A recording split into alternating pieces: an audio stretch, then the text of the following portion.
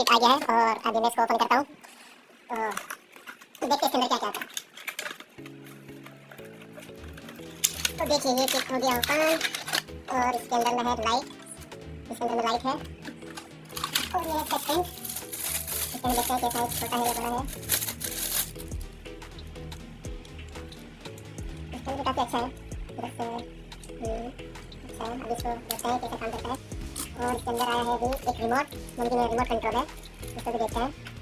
और ये है माइक, हमारा नॉइस वॉइस ज़्यादा उसको नहीं आएगा, ये माइक है। और ये इसका हमारा जितना फोन लगेगा उसका स्टैंड। अभी इसको हम पूरा लगा के देखते हैं। ओके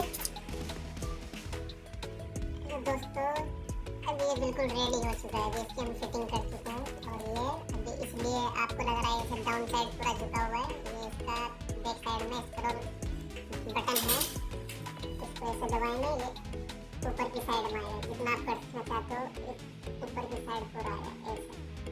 ठीक है, इसको यहाँ पर रख सकते हैं। फिर उसके बाद में स्टैंड को ऐसे उठा के और क्लियर से वीडियो बनेगा।